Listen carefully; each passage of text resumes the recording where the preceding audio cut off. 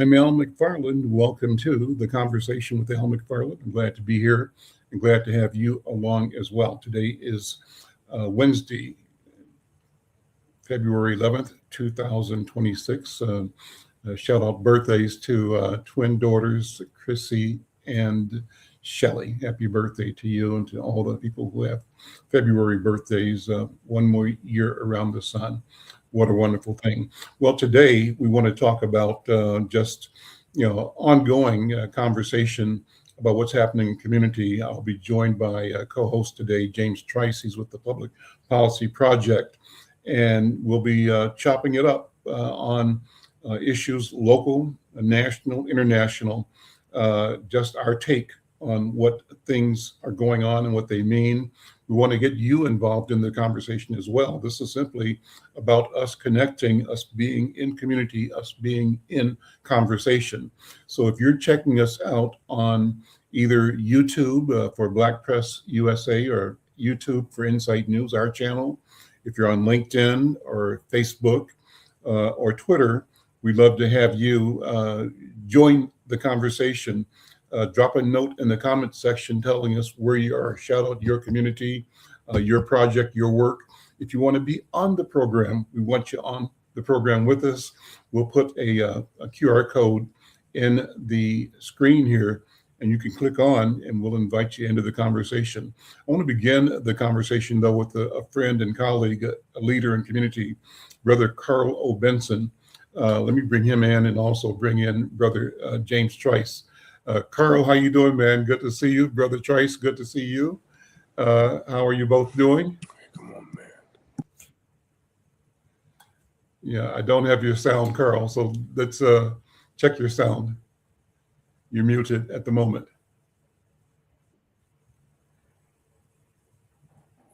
Yeah. I hear you now. I think I do anyway. I do. Perfectly. And James Trice, how you doing, man? I'm well, brother. How are you? I'm doing good. We got good sound, so it's good to see the three of us together here. How you doing, Carl? I'm doing well. Good to see you, sir. Good. Carl, I explained to you before the show that Brother Trice is going to be hanging out with me for the next several weeks, just talking about public policy. And we're going to be sort of engaging people locally, nationally, internationally on topics of the day.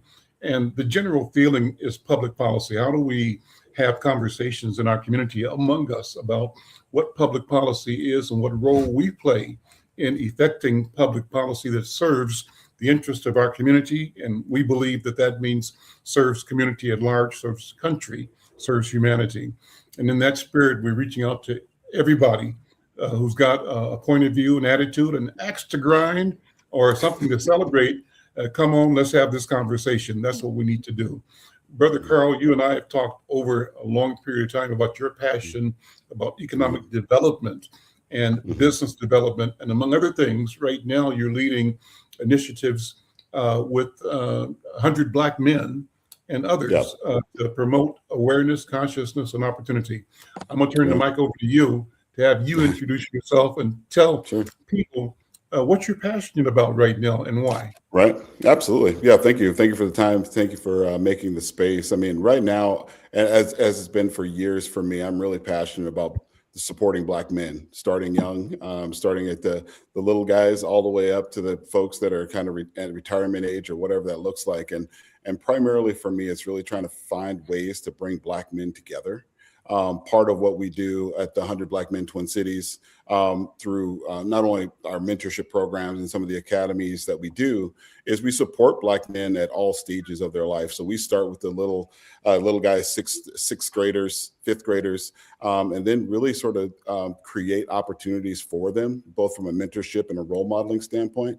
But then as they move through a kind of a pathway of life, there's, how do you look for that first job? How do you tie a tie? All those type of things are important. But I think ultimately what we really try to do and what I try to do from a passion project is sort of look at how does collective economics show back up? How do we sort of work together as Black men, which is sometimes one of those challenges, right? Everybody wants to be kind of the lead horse, I guess, in the race. But I think for me, it's really looking at how do I sort of create opportunities and convene brothers together to sort of do something collectively and sort of make that economic impact for the community that we live in. Take a minute and give us 100 Black Men 101. What's the basic story Sure. for those who might not Yeah. be familiar with the grand vision, and Yeah. and then you can lead into how the Minnesota chapter formation took Yeah. place. Yeah. So the mission obviously is positively impact development and outcomes of youth, and sort of improve their quality of life. I think that in the Minneapolis or Twin Cities chapter started back in 2020.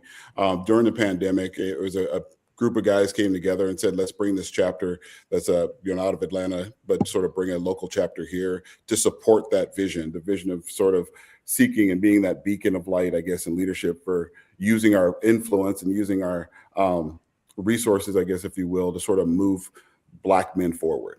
But our current president, and I work really closely together, sort of looking at ways to do that.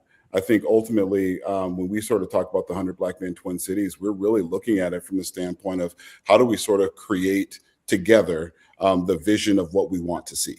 We're not going to beg you for it. We're not going to make you do anything for it. We're going to do it ourselves. And I think part of it, obviously, and the excitement behind it is exactly that. It's really trying to figure out ways to sort of take the collective efforts, energies, influence, and power of Black men and elevate it and sort of role model that for the young guys we work with. Is this new work or a new iteration of something that's been going on forever in the Black community? How do you see it? How do you define it? Yeah, that's a great question. I think that, from the 100 Black Men, we were founded 6 years ago. But I mean, when you look at the overall landscape, there's young men and Black men doing all types of great work. I think the challenge is we all do it in silos for the most part. And I think that when I moved to Minneapolis 20 years ago. I had a corporate life. I worked for Nike and the Jordan brand out of Chicago for many years. And then when I decided I wanted to come back and work in the nonprofit space, I moved back to Minneapolis where most of my family lives. And I realized that it wasn't much different here than it was in Chicago. It's a lot of folks move independently. They don't necessarily work together unless there's a reason to, I guess. And I think that for me, the reason is being supportive of other Black men. I think that the reality is that many of us, many of us in the Black community, oftentimes we may or may not be able to sort of buy land by ourselves. We may not be able to buy a development by ourselves. But if we collectively put our resources together, what would it look like? What would it look like to buy a lot of land similar to what you see in other areas? And just build your own homes, sell to Black folks, use that, keep those Black dollars in that Black community. What does that look like for having Black men as head of households and doing the things that we know is possible in 2026? Because this is different. It's a different world out there and everything's kind of faster, instant gratification, clearly. But I think really where I'm at, I turned 50. Well, I'm 53 years old now, but I turned 50 and realized that I'm not getting any younger, right? I got to start doing the things that I want to see, I guess. So I got to do it myself or whatever it looks like. And I try to find folks who want to get down with me wherever that is. What's your background? Interesting. You said you have family here. Where are you from? Where's your home? Yeah, so I was actually born in Columbus, Ohio. I'm from a military family. So I actually grew up on an air base. You probably never heard of it. In the middle of nowhere, Minot, North Dakota, further side. I know Minot, North Dakota. Okay. Well, there very few people do, but that's I grew up there and surrounded really. Most of my friends came and went. Obviously, Air Force families. You see them for a while, and then obviously 2 years later they're gone. I went to college in North Dakota State.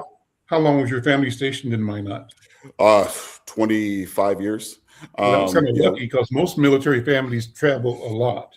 Yeah, so, well, up until that time we did. My dad fell in love with fishing and hunting, and so once he retired, he stayed there. So we stayed. He taught me how to fish, taught me how to hunt, all those type of things, and he just loved it there. And after high school, went to college, went to North Dakota State University in Fargo.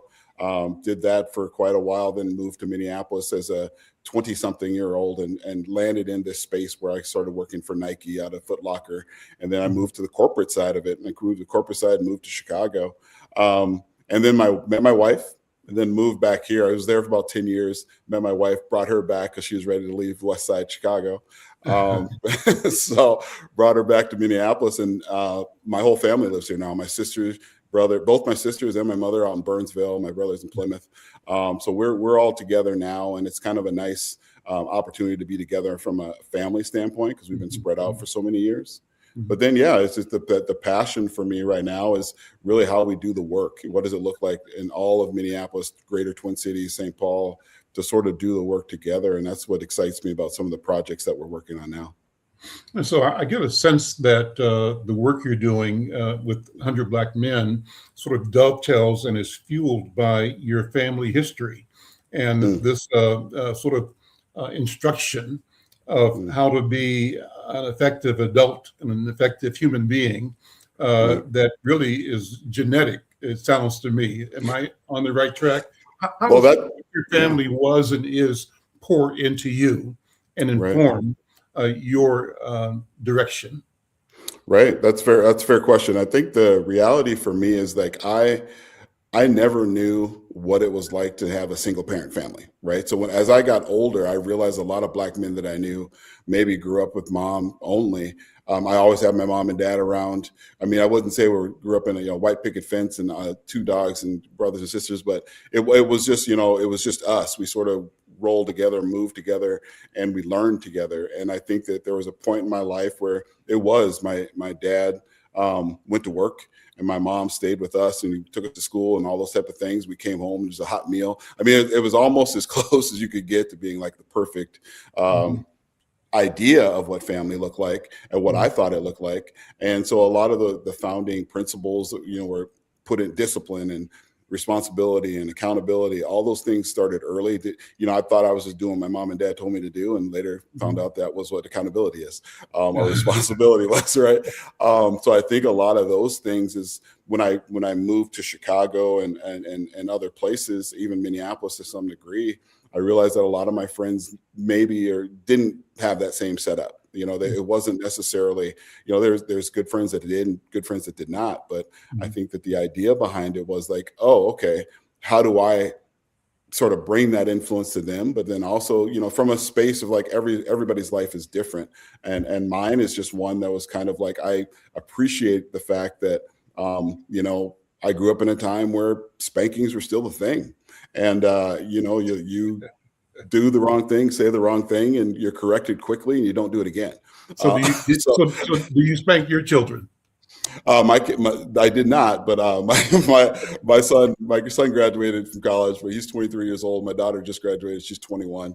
But the beauty of it, quite honestly, is I didn't need to. And I say that from the standpoint of I sort of set the example with my daughter was the youngest, and I told my son, don't hit girls, right? So who would I be to spank my daughter, right? Doesn't make any sense because you're setting the wrong example there. So we do a lot of the discipline from the standpoint of talking through things when I was younger, which is, I believe, how I'd like to believe I'm a storyteller. I like to believe I'm a writer to some degree. I like to believe that I can sort of use words in a way that sort of inspire others. And I think a lot of that came from the fact that I didn't discipline or didn't necessarily see the need to, because I was able to talk through a lot of things. And that could very well be a sense that I was like, I grew up, growing up in the 80s and 90s is different than growing up in the 2000s. And I think that young people these days, they need a little something different. So spanking was never something that made a lot of sense to me and my family, but I'm not going to lie to you. I wouldn't say that a lot of kids don't need it. It's just a matter of that particular family. That you don't do it. That's cool. And so with 100 Black Men, what should the community know? And what should the community be prepared to do to support the work and the vision? What's on the agenda near term that people can plug into and learn about?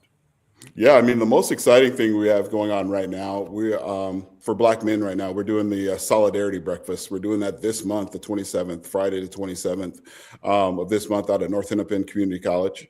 We have a partnership out there with them. They do a great work.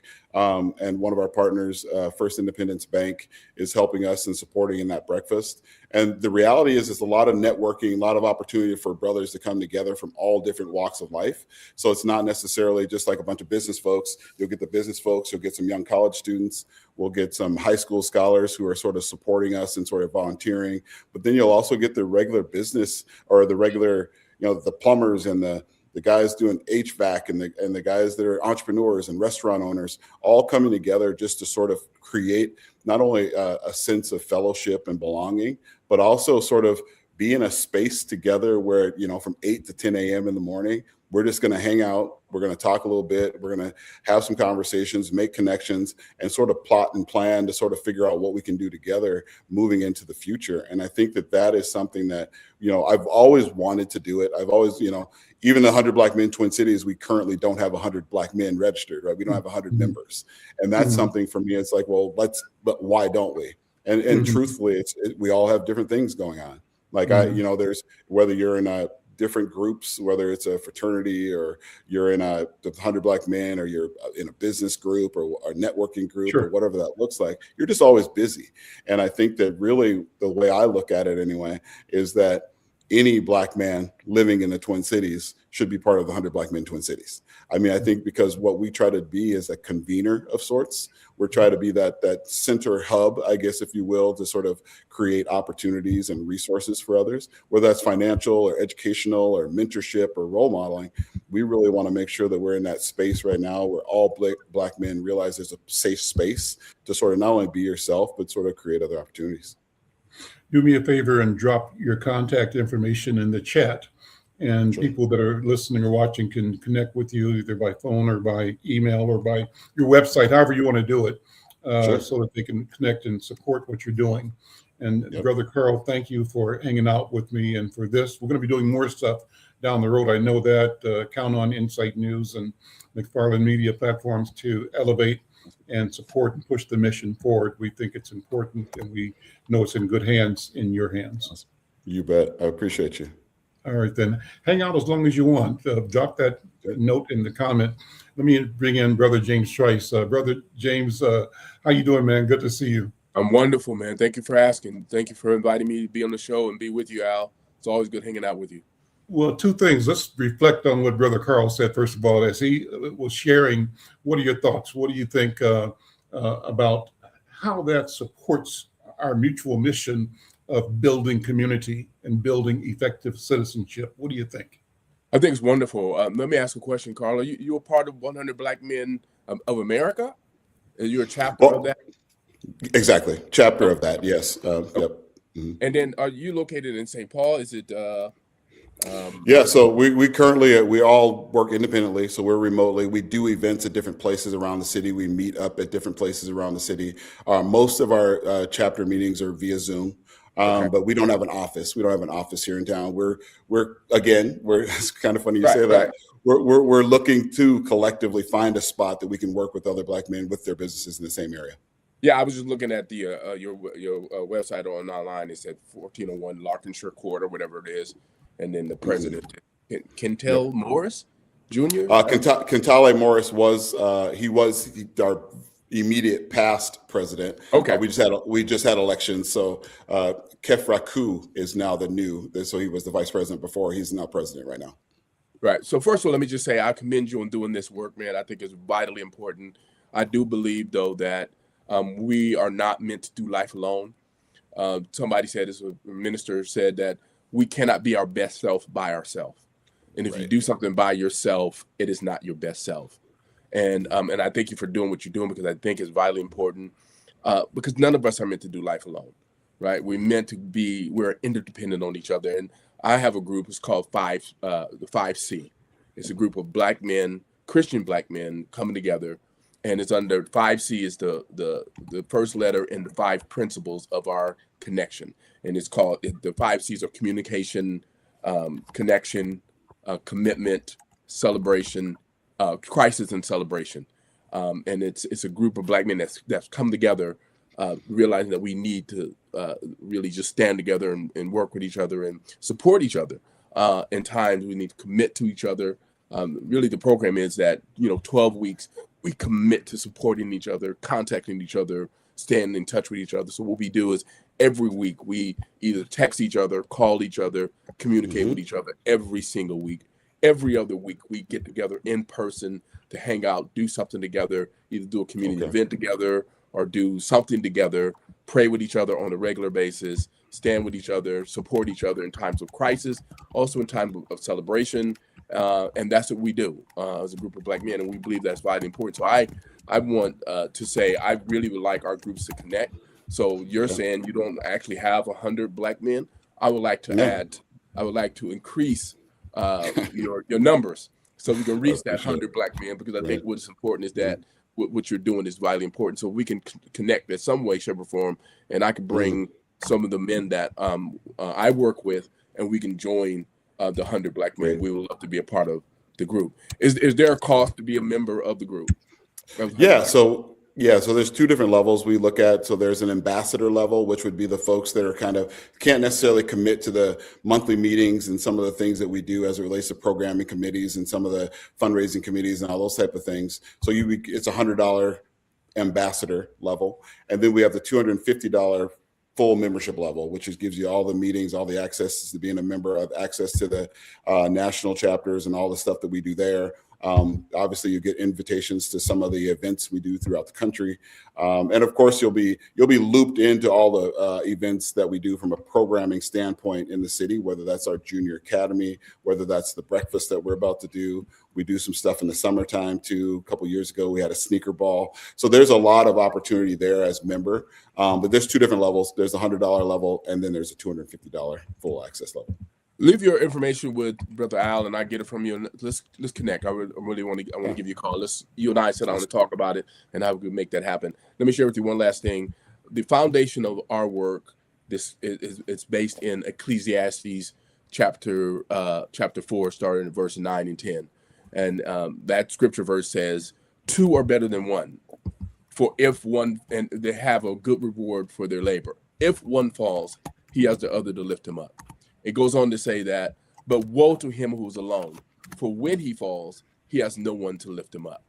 And that's our foundation, is that we believe that we need to support each other. We're not meant to do life alone. There's a scripture also in Genesis chapter 2, verse 18. God said it's not good for man to be alone.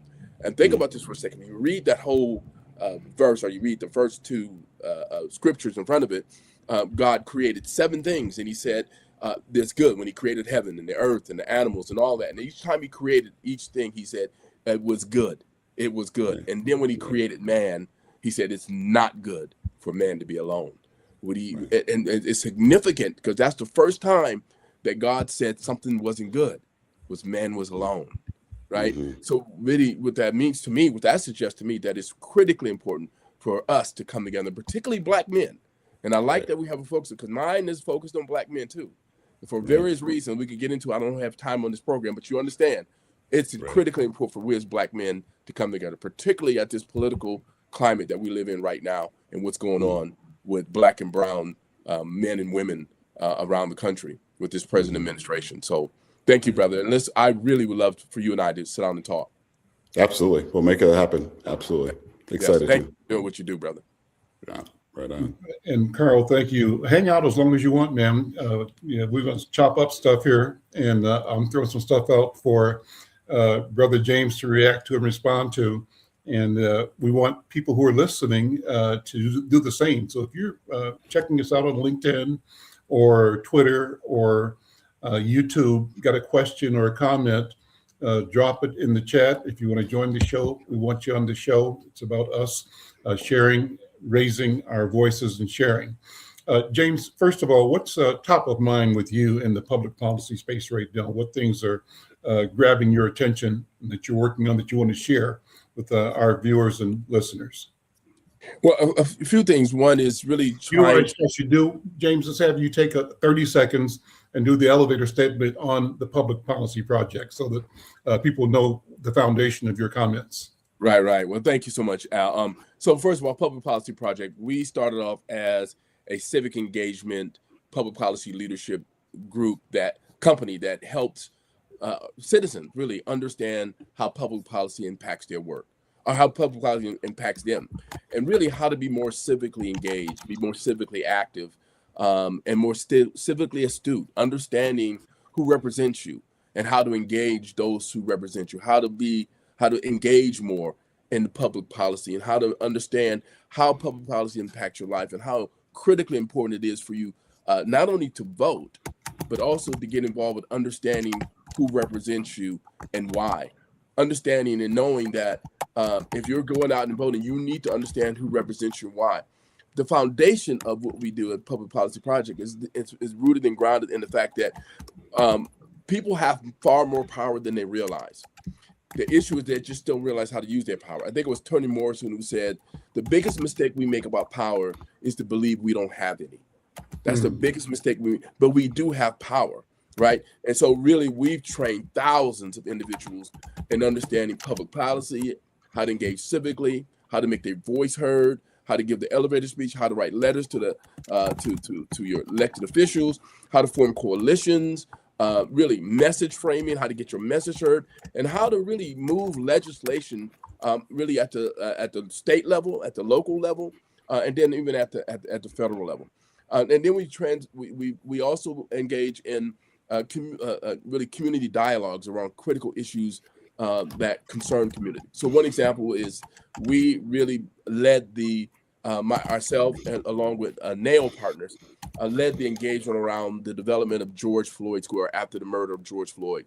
We led the community engagement work around that, which created a plan for how to revitalize the area where George Floyd was murdered, and helping communities really come together, talk about what it is they want, as far as lighting, the right of way, traffic, businesses, and so forth. So we led in those discussions. So we really consider ourselves, astute in really community engagement and how to bring people together, and really to make their voice heard around particular issues.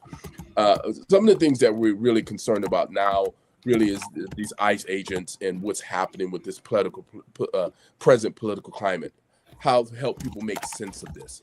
How to help people understand that what's happening now really is not new. This is historical. This is America, right? This is what America is founded on. It's the subjugation, segregation, oppression, of marginalization of Black and brown communities. This is what it's founded on. You see a lot of these ICE agents, they're out here. And what's happening is, what we see is that they are targeting Black and brown immigrants, and we don't see anything. I haven't seen, maybe somebody can tell me. Are they rounding up European immigrants from European nations, you know what I'm saying, like, Germany or Switzerland or whatever, right? And are they targeting those particular immigrants? I don't see it, but I know that what's visible is that. So helping our people really understand really understand that, and then understanding why it's critically important for them to really vote in this midterm election. Let me go back and say, and I want people to really understand this, that if Keith Ellison wasn't elected to be Attorney General, I doubt very seriously if Derek Chauvin, the police officer who murdered George Floyd, would have been even indicted for the crime. Because I've heard that county attorney who was supposed to really do the prosecution or even indictment of Derek Chauvin really state that he didn't see a reason to indict. So Keith Ellison had to, there's many political maneuvers that had to happen, but had to step in. But if he wasn't elected as Attorney General, I would surmise, I would bet my last dollar that Derek Chauvin would still be on the force, because he had 17 complaints against him prior to him murdering George Floyd, and he was never indicted by the county attorneys that existed at that time. And so because Keith Ellison stepped up to be Attorney General, the top cop basically in the state, that was possible. And I could give many, many examples of us really understanding how legislation, how important it is for us to get involved with voting. Let me be clear with you. Just because we vote for someone don't mean that they're perfect. Doesn't mean they have no flaws. And doesn't mean we're not going to have to hold them accountable.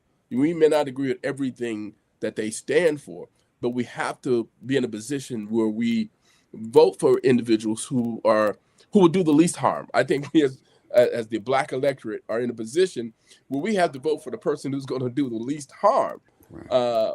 And so understanding that, but getting really politically astute. Don't resign yourself. So I'm not going to vote again because I don't like what Keith did here. I don't like, and people really sometimes don't understand the inner workings of that. As a registered lobbyist, I've seen DFL candidates try to move legislation that would be detrimental for Black communities. And I've seen Republican legislators move or try to move legislation that are beneficial for Black communities. So what we do at the Public Policy Project, we're nonpartisan. We don't tell people how to vote. We don't tell them to vote for Republican or Green or Independent or Democrats or DFL or whatever. We said, look at the candidates, study what they believe, understand what their position is on issues, and vote for the candidate that best represents what it is you want to see. But make your voice heard. And even when you vote for those individuals, hold those individuals accountable. Go to the legislature, make phone calls to them, write letters, say, this is what I want you to do. It's critically important for that. So right now, we are focused on making sure that people really be civically engaged, particularly with this upcoming midterm election, because we think it's going to be very, very critical. And lastly, I want to say this. It says something that more than 77 million people voted for a 43-time convicted felon. I mean, think about it. You sit with that for a second. More than 77 million people voted for a person who was tried and convicted and found guilty of 43 counts. 43. Now, let Barack Obama had even been, we don't need to say if Barack Obama was even charged with a misdemeanor where he would have landed in our political history. Probably never would have got elected. But you got a man who's convicted, and that's just the 43 convictions. There's other things, right? We're talking about two-time. He was twice impeached. Mm-hmm. Oh, man, it says something about where we at in this country, where people choose to vote for a man who's tried, convicted, found guilty of 43 felonies. Let's jump in right there. So, what does it say, James Choice, about the 77 million? What does it say about the 300 million of us in this country when you have that large a group seeing its future in the rhetoric and the posturing of the current Republican Party, hijacked, I believe, by the MAGA right, by the, what did they call it before it became MAGA right? It was called the Tea Party, right? Tea Party, yes, Tea right. Party. But I remember being at some events over in North Minneapolis, one where Keith was speaking, might have been in North Commons, and it was a community, and this might have been before he was Attorney General. He might have been a state representative at the time, or U.S. representative. That's where he was. And all of a sudden, these, kind of ragtag looking, stringy people showed up that were classic J6ers. This is way before J6, though. Right. They fit the bill of what I come to understand as a J6er. That's a shorthand, probably unfair categorization, but it's useful for the moment. And they were trying to rout the community and Keith and talk about, the Tea Party platform issues of representation. But, we just looked at them and said, but what we shouldn't have, because they were deadly serious, and their seriousness has led them to where they've coalesced a voting bloc of 77 million people that succeeded in installing the current regime in Washington, D.C. So where are we now? And this gets you back to the second item, the upcoming midterms. How critically important is it for us to be present, to be knowledgeable, and to vote our interest and to know what our interests are? Right. So let me answer by saying, for there to be more than 77 million people to vote for him, that suggests to me that these individuals, they support his ideology. They support what he's moving, what he's doing, that they're with it, right? To ignore the 43 convictions, most of it child or even, I would say, sexual misconduct or sexual offenses that they voted for. So what it says to me is that the individuals who voted for him support this regime, support what he stands for, support this platform. Again, I want to say that he is he's an avatar, right? So if he wasn't there, they would still hold these same beliefs. He just was somebody who's carrying their water to represent them, a manifestation of what they are and what they've always been. I would submit to you that they never stopped fighting the Civil War. That they continued. They want to continue to bring us back to a place in America where they were allowed to subjugate black and brown bodies, where they're allowed to oppress us, where they fought the Civil War because they wanted to maintain slavery. They wanted to maintain subjugating black and brown bodies. And so I would say those individuals hold those same beliefs. They're not far gone. So this is not an anomaly. This is who America is. So I would say that what it says to me is that they support this regime and they support their position. The second question I think that you ask is how important it is for us to understand this. Let me go back and say this. A lot of people, I saw the visceral response to this Bad Bunny halftime show. And it was, I don't know if it was surprising to me or it was revealing. I think it was revealing to me, right? Where people just said, I dare them have a show that's all Spanish, and we couldn't understand what was going on. Well, how many Super Bowl shows have there been in since the Super Bowl began? How many have there been? I don't know how many there have been. But there's never been a show where it's all, not that I know of, where it's all Spanish speaking. But they lost their mind. Mm-hmm. They literally said this was un-American, when Puerto Rico is American. Mm-hmm. Right? That says something, and all of these things reveal who they are. And so I want to say that. What's critically important is this: the president of the United States, this regime, has a hold on this government. He has their ideology has a hold of all three branches of government: the legislative, the executive, and judicial branches of government. He can move whatever, or they can move whatever they want to move. But we can take back hold of this Congress, which will put some serious constraints on what he does. He has the trifecta right now, but if we flip it during the midterm, then he won't be able to do some of the things he's doing. They won't be able to carry out some of the things that they're carrying out. We can put some serious holds on him. Matter of fact, we can move to impeach him again if we have the Congress in place that can do that. We can move to file for articles of impeachment and really have it go through. We can stop some of his executive, or some of the moves that he's trying to make, some of the executive orders. We can't stop all of these executive orders, but we could be able to curtail some of the moves he's making, like getting these ICE officers off the street and all of these things that they're doing. So it's really critically important for us to understand what pieces of legislation he's moving. Also, to understand this, that a lot of the stuff, like with the depictions of the Obamas with their faces on apes, right? Mm-hmm. That was just a distraction, right? Mm-hmm. We need to understand that he's playing distraction. So while he's moving things behind the scenes, he's throwing these things out here to get our attention away from what he's trying to do, or what they're trying to do. I want to take it off of him and put it on them, because he can't do it without the them, right? Because if Congress was there to hold him accountable, if the judicial branch was there, he wouldn't be able to do what he's doing. He's able to do what he's doing because he has a trifecta, and he has a group of individuals, a machine, a regime around him, and we need to be able to really put some brakes on what he's trying to do. I don't think, though, let me just say this, I don't think this ideology, this false ideology of whiteness, of white supremacy that permeates America, that's woven in the fabric of America, would ever be curtailed without bloodshed. It's got to be honest with you.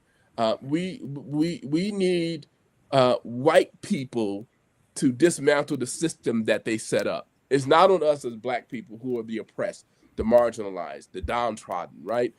Those who've been subjected to this tyranny. It's not on us to dismantle the system. It's on white people who help set up the system, and white people who benefit from the system, who may not agree, but they benefit from it.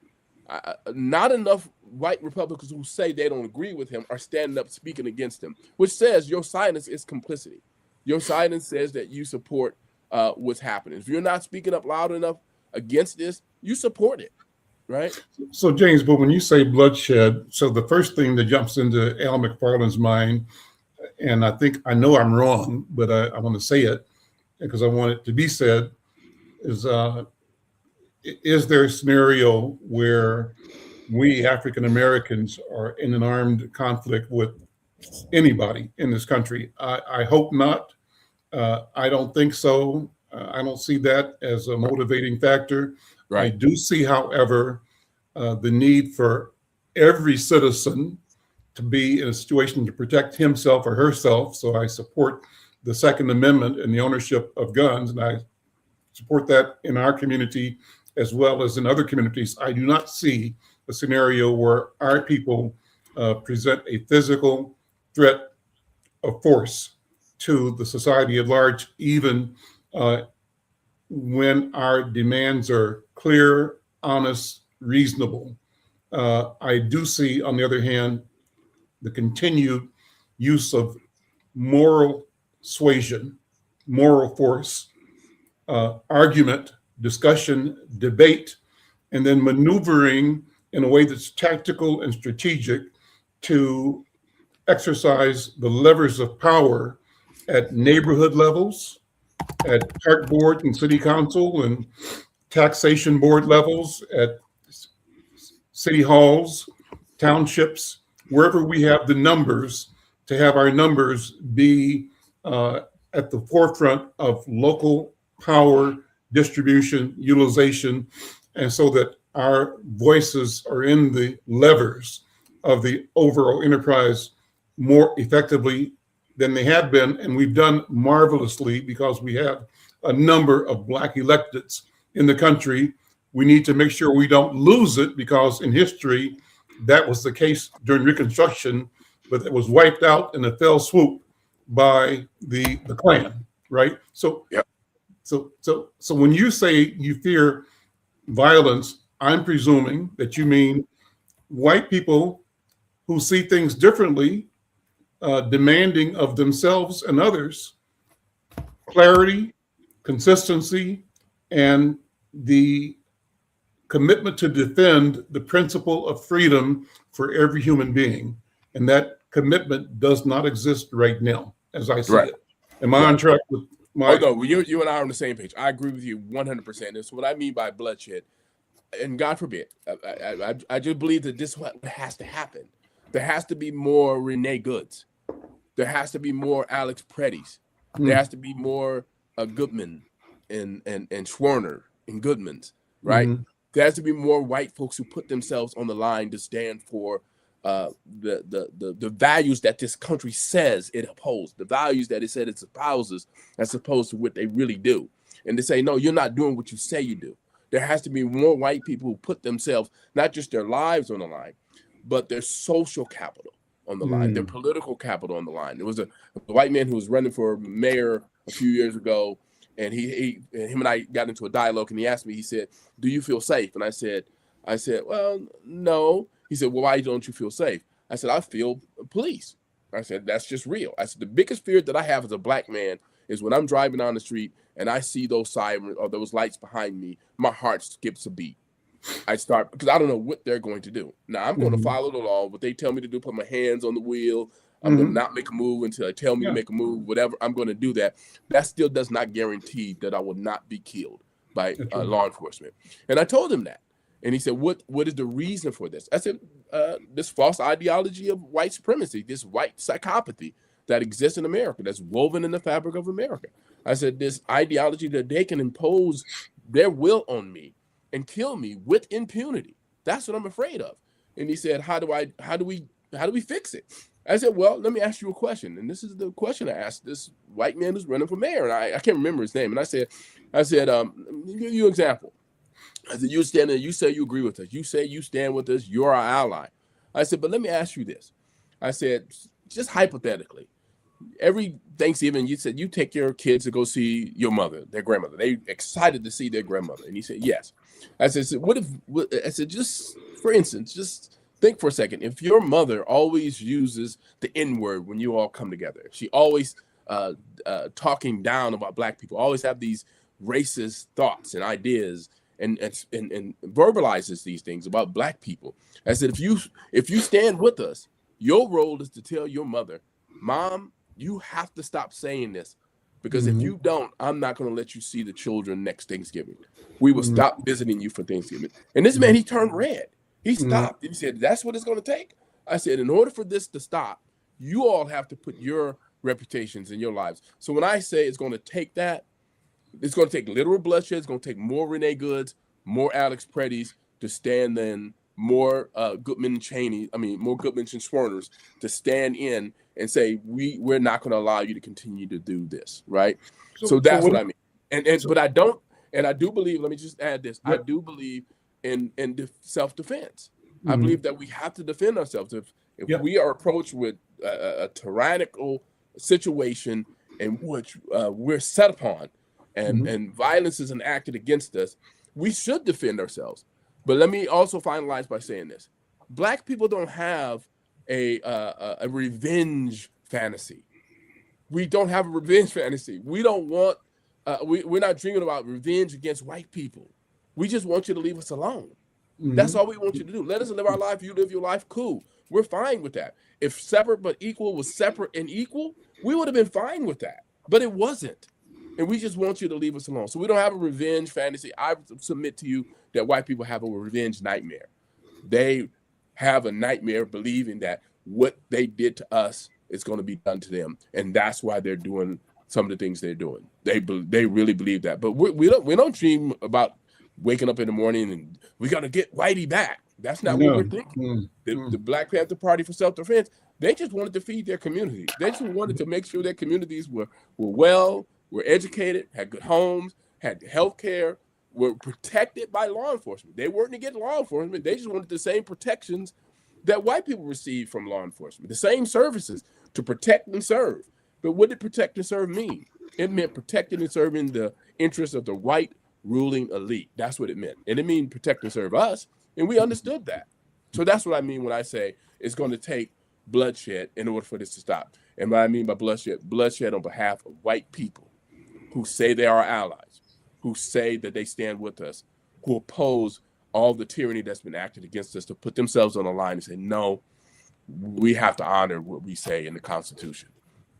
Let me bring the focus in a little bit. A couple of notes here about what's happening with local law enforcement cooperation with ICE. Minneapolis and St. Paul leaders are once again debating how local police should interact with federal immigration agents. City officials say limiting cooperation with ICE builds trust in immigrant neighborhoods where residents may fear reporting crimes. But some critics argue that refusing ICE detainer requests could create public safety gaps. Police departments in both cities maintain that they do not ask about immigration status during routine stops, and they're working to reassure families that calling for help won't put them at risk. The discussion is expected to continue as both Minneapolis and St. Paul, both cities review their public safety policies for the year ahead. So what does it mean for our city? Our cities have prided themselves in being sanctuary cities, and for that, they have obviously drawn the ire of the administration. That is why we have the ICE invasion, Minnesota as a blue state, number one, whose capitals have both declared they are immigrant friendly, that they are safe zones, and also whose governor was on the ticket against the incumbent, the present president. And all of that goes into, I think, the multi-pronged decisions to make an example out of Minnesota, staging what this administration may want to do in other cities, particularly blue cities around the country as we move towards the midterm, and staging what may be the precursor to some call for a need to suspend elections in November. That's the threat that I fear. What do you think, James Trice? No, I agree 100%. I think the whole plan is to disrupt the upcoming elections and discredit the upcoming elections and to halt them, because this individual wants to stay in power. This regime wants to continue to exist. I submit to you that we don't have a presidency. I think we have a regime. And this regime wants to continue to exist. And so this is to to upset this, is to stop it, to halt the elections. I would say to you is that we continue to come out. I would say that we resist this oppression. We resist the temptation to sit at home and say, forget it, they're going to do what they want to do. I think we do not capitulate, do not back down, do not fear. We will not live in fear. What we will do is we will be resolved in our stance to oppose the forces of tyranny that are trying to dismantle us and destroy us. And I would say that we should stand strong, stand together, stand united, black, white, whoever stands with us in order to make this happen. But I do agree that with this this regime is trying to do is stay in power, stay in force. It's their whole efforts, and I think that's what they're trying to do. And they're just trying Minnesota out as a test case, I believe, and they're going to try to do this in all of the blue states as well. Mm-hmm. So right now, both Minneapolis and St. Paul are reviewing policies that would designate certain public buildings, like libraries and shelters and recreation centers, as quote unquote safe zones for immigrant residents. So the idea is to limit ICE enforcement in spaces where families seek essential services. Staff training is also under discussion, including how to respond to federal agents' request access. Supporters say these protections reduce fear and keep public spaces accessible, but opponents argue that the cities must stay within legal boundaries. The debate highlights the ongoing tensions around immigration and enforcement and community trust. I guess I watched some shows a couple of days ago where each time I watch, it just breaks my heart to see ICE agents rough housing, you referred to it in your article, the old slave catcher. Yes. My imagination of how the slave patrols worked when these guys just roll up on somebody in mechanical Broncos versus horses that they Right. did a generation ago, but the outcome was the same, and that is the subjugation of a person, a target, and the removal of that person, the incarceration, the systematic, capture of a person, and in a public way that really creates fear in the community.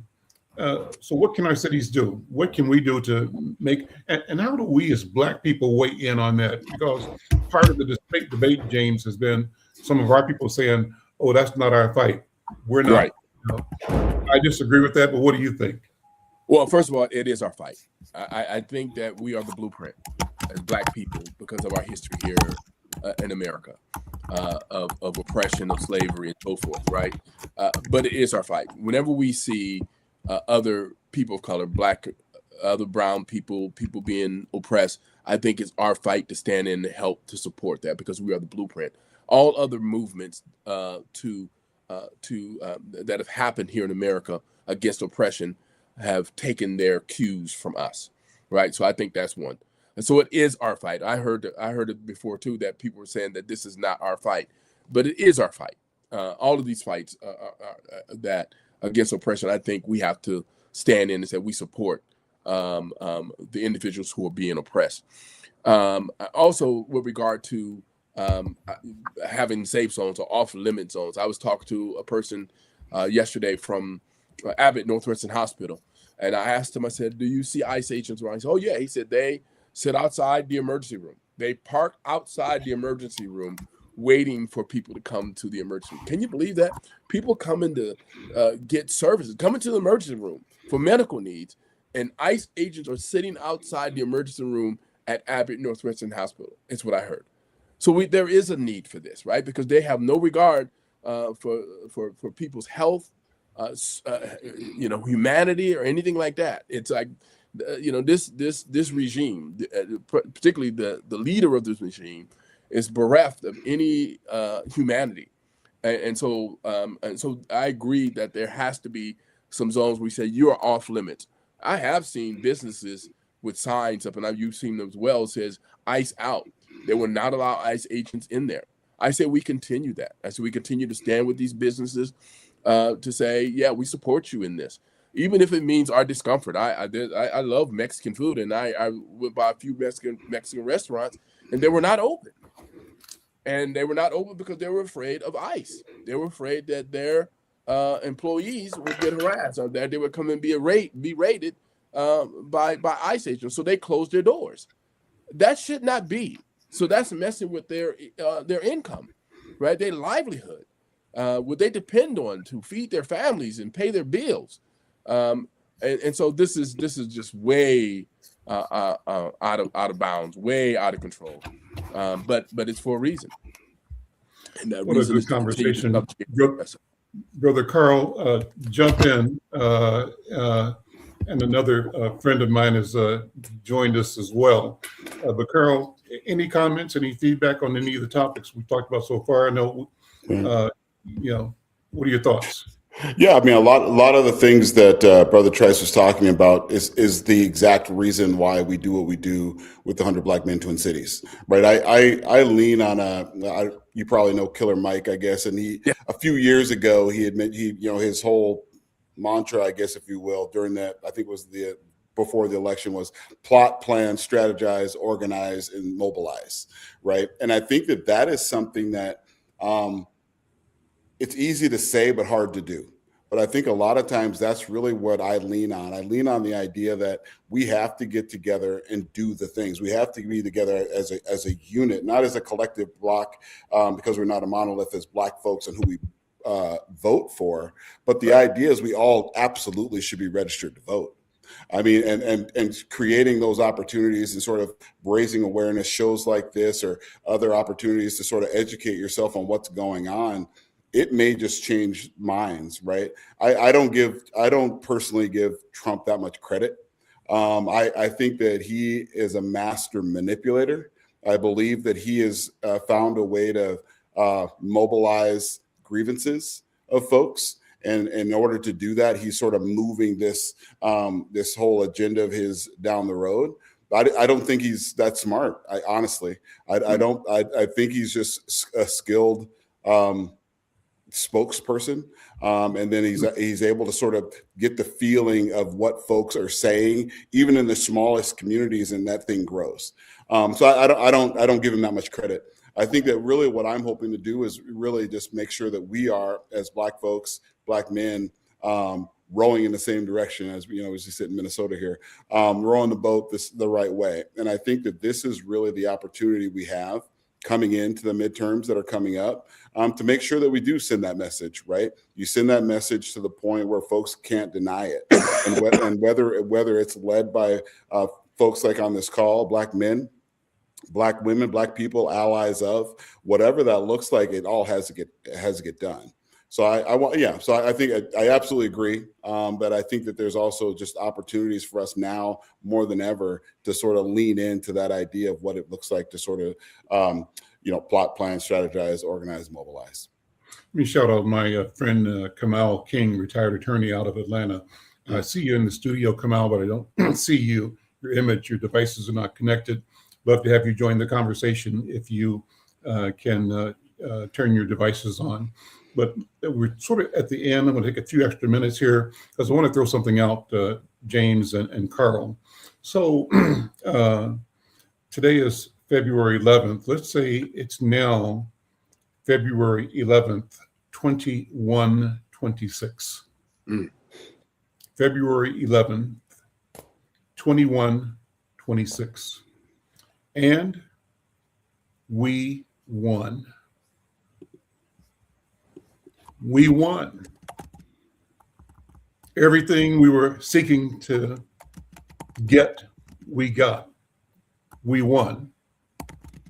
And so how does the political and economic and cultural landscape look to you now, reflecting that we were victorious? James, futurism, what are you seeing? Wow, that's a big one, man. I got to get some thought. What it looks like. Wow, what I can imagine, and I think that's an interesting question, because I think we need to imagine, and that takes some imagination. We won. What does it look like? I think a truly egalitarian government in the way we move about in the world, that everybody, black, white, Hispanic, whoever, has the same equal protections under the law, same rights, working together, and moving about the cabin freely, each one of us, to and supporting each other, right? I think that's what it looks like. Supporting each other, honoring one another, respecting each other, is looking like what the Constitution says. We hold these truths to be self-evident, that all men are created equal and are endowed by His Creator with certain inalienable rights. And to these, I mean, all of that is in there. So what they said in the Constitution, Declaration of Independence, and all of these things are manifested in 2126. Not that we're perfect, because there's no perfection, because we're human beings, but that we're all in somewhat agreement. Even though I like what you said, Carl, we're not a monolith, but we have the same principles, right? Because anytime you come to meetings and people take positions, and many times you look at the position they're taking, ask them instead of their position, what are your principles? What are your values? What do you value? And you'll be surprised how many times our values align. Every community wants safety. Every community wants protection. And so I think that is a reality. It sounds like it's a wonderful place to be. I won't be here when that happens, but it sounds like a wonderful place to be. Well, you'll be there in as much as your children will be there representing you. Yes, that's the continuity there. Carl, what will it be like when you reflect on the fact that we won? What did it mean for you, your family, for our community, for humanity, for the planet, for the environment? Right. I mean, the first thing that comes to mind is that we have gotten to the point where we've reclaimed the narrative that we currently live under, right? There's no more the first of, right? He's the first Black man to do whatever. It becomes somewhat colorblind, right? That's how I see it. I see it as an opportunity to sort of look at life in a way that the stories and the history books are accurate. So when I assume maybe great grandkids or whatever that is are reading their history books in school or on their tablets, technically, wherever they're studying this stuff at, they'll see that the true history of Black folks. That's how I see it. I think that there's also that opportunity again that generational wealth. What does that look like? Once people understand economics and understand what they can do and be in that 100 years, I think a lot of those things will come true. I think a lot of the science and technologies that we currently have will be led by folks that look like us. I think that there and others, right? But I think that that's really when I'm looking at how do you preserve our culture for that time frame. What does that look like? I believe that libraries are different, or what we call libraries will be different, and how we see and read and talk about Black folks will be different. And this time we're in right now will be just that. A part of the history book, and not a great part, let's be honest, but it'll be a part of the history book where we've said to ourselves, we got through it, we're stronger now, and we're in the place we need to be. Can I share one last thing? I think, sure.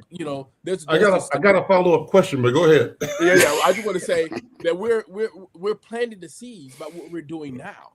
Yeah. All the movements, all the struggle, everything that we've been doing, we're planting the seeds for that reality to be there. Mm-hmm. So let's be clear about that. And so what you're moving, how you're moving about, you're planting seeds in order for that to happen. And so you may not see the result of that seed or the harvest from that seed until 21, 26, but we're planting the seed right now. There was one person said, I think it was an old African proverb, if I'm not mistaken, they thought they buried us, but they didn't realize we were seeds. So we grew. Right.